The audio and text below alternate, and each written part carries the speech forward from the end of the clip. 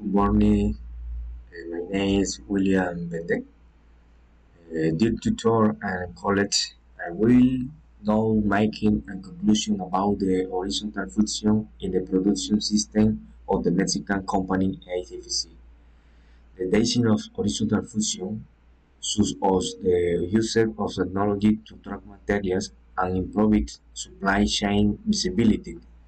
Allows the company to maintain coordinates and efficient production process. This not only streamlines operational decision making but also ensures better quality and on-time delivery. This practice reinforces sustainability and worker environment along business objectives with social and the environment responsibility key factor for the success of the modern company. Thank you.